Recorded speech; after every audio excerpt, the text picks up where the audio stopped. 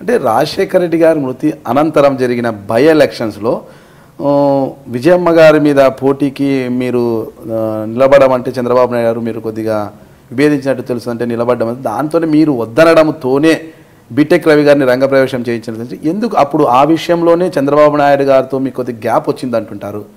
100% ఏ రోజు కూడా ఇప్పటి వరకు చంద్రబాబు నాయుడు గారిని పోయి నాకు టికెట్ కావాలా, నేను పులివెందులో నిలబడతాను ఇంతవరకు నేను అడిగింది లేదు. ఆయన వేరే వాళ్ళు నిలబడమని చెప్పినటువంటి సందర్భము లేదు. ఎలక్షన్ అయితేనే బీఫార్మ్ ఆయన యథావిధిగా పంపిస్తాడు. నో అని చెప్పకుండా ఆయన ఏం పని చెప్తాడు, పోయి నేను ఎలక్షన్ పోయి. ఇక్కడ అంశము ఉప ఎన్నికల్లో మిమ్మల్ని పోటీకి నిలబడమంటే మీరు కాదన్నారు, నిరాకరించారు. Coming to the point. కానీ 2011లో జరిగినటువంటి బై ఎలక్షన్స్ జరిగినప్పుడు 2011లోనే ఎమ్మెల్సీ ఎలక్షన్స్ వచ్చాయి. ఎమ్మెల్సీ ఎలక్షన్స్ వచ్చినప్పుడు ముఖ్యమంత్రి గారు నన్ను ఎమ్మెల్సీగా నామినేట్ చేయమని చెప్పి చేయాల్సిన పరిస్థితులు నన్ను పిలిచి అడిగాడు.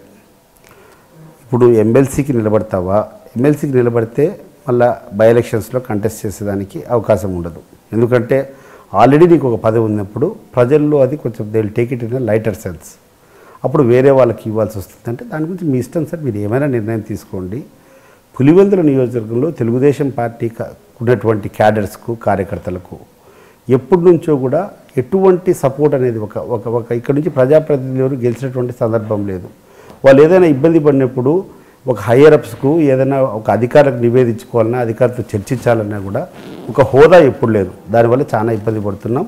మీరు తప్పకుండా నాకు హోదా ఈసారి క్రియేట్ చేయాల్సిందే. ఎందుకంటే ఒక పొలిటికల్ ప్లాట్ఫామ్ లేనిది నేను ఇక్కడటువంటి క్యాడర్లకు నేను న్యాయం చేయలేను. ఈసారి మీరు నాకు తప్పకుండా మీకు ఎమ్మెల్సీ ఇస్తేనే ఇక్కడ ఉన్నటువంటి క్యాడర్లకు న్యాయం చేసేటట్టు ఉంటుందంటే దానివల్ల, ఎందుకంటే నాకు అప్పుడే 2011లోనే I was made an MLC.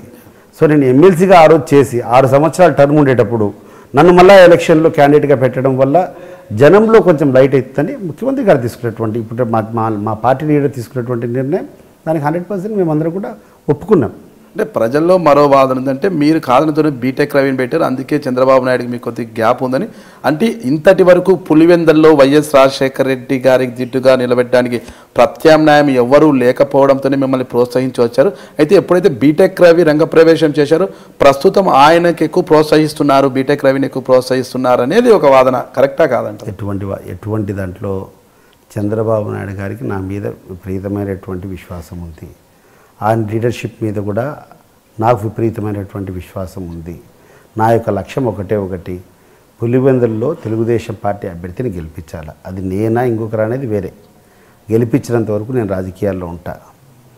ప్రస్తుతం బీటెక్ రవి గారితో మీకున్న చాలా సఖ్యంగా ఉంటాం. ఈరోజు మధ్యాహ్నం కూడా ఇద్దరం కలిసి 2-3 గ్రామాలకు ఏదో పెళ్ళిళ్ళు ఉంటే ఇద్దరం కలిసి కూడా పోయి వచ్చినాం.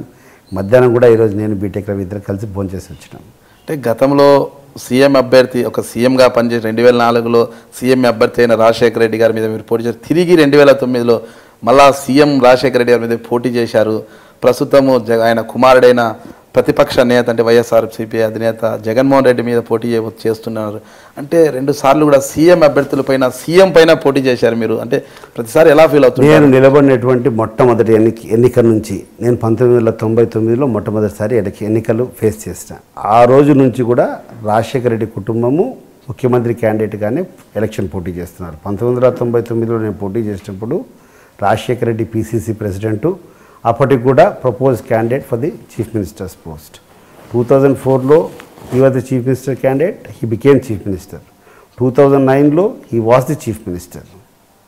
2014లో Jaganmohan Reddy also the president of the opposition party, అధికారంలోకి వస్తే చీఫ్ మినిస్టర్ క్యాండిడేటే. సో ఆల్ మై 4 ఎలక్షన్స్, నేను కంటెస్ట్ చేసేటువంటి 4 ఎలక్షన్స్ కూడా ముఖ్యమంత్రి స్థాయి అభ్యర్థులతోనే పోటీ చేశాను. ఇక్కడ తీసుకుంటే సార్ మనకు ఇప్పుడు కుప్పంలో చంద్రబాబు నాయుడు గారు సీఎం క్యాండిడేట్ అయినా, ఎప్పటికైనా సీఎం అయినా పార్టీ అధ్యక్షుడు. అంటే కుప్పంలో ప్రతిపక్ష పార్టీలు ఎవరైనా కూడా ఆయన మీద గెలవడము ఎంత కష్టతరమో ఎంత సమమో, అలాగే ఇక్కడ పులివెందల్లో వైఎస్ రాజశేఖర రెడ్డి గారి మీద కానీ ఇప్పుడున్న ఆయన తనయుడి మీద గెలవడం సాధ్యమంటారా? 100% గెలవాలనేదే నా లక్ష్యము. ఎన్నో రంగాల్లో వైఎస్ కుటుంబీకులు పులివెందుల ప్రాంతానికి చేయాల్సినటువంటి మంచి పనులు చేయడం లేదు. ఒకటి, ఒక మంచి సంస్కృతి నెలకొల్పడంలో పూర్తిగా వైఫల్యం చెందినారు.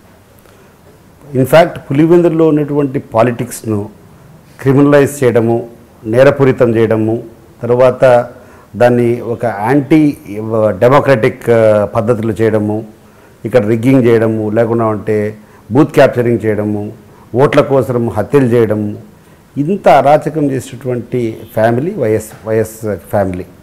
రాజారెడ్డి గారి దగ్గర నుంచి, రాజశేఖర రెడ్డి గారి దగ్గర నుంచి ప్రతి ఒక్కరు చేసేటటువంటి నేరపూరితమైనటువంటి రాజకీయాలే.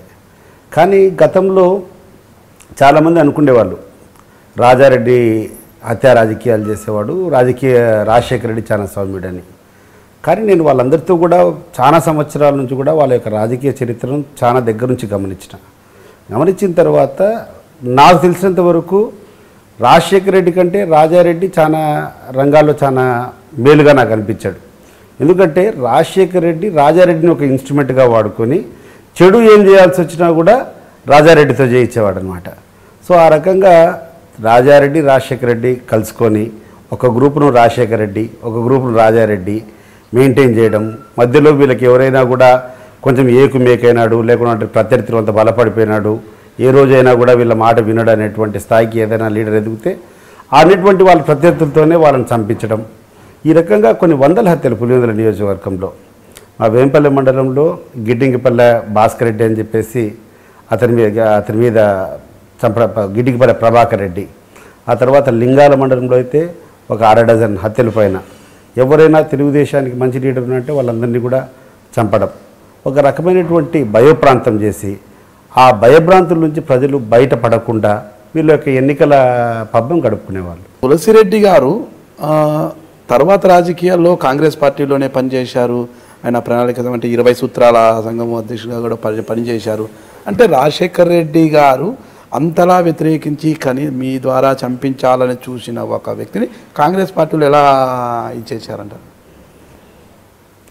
అదే ఇక్కడ గొప్పదనం. అంటే ఇంకా అవతల ఏం సపోర్ట్ లేదు, ఇంకా ఏం చేస్తాం, మనం టోటల్గా సరెండర్ అయిపోతేనే బెటర్ అని చెప్పి ఒక సరెండర్ అయ్యే పరిస్థితికి మనుషులను తీసుకొని రావడం ఇక్కడ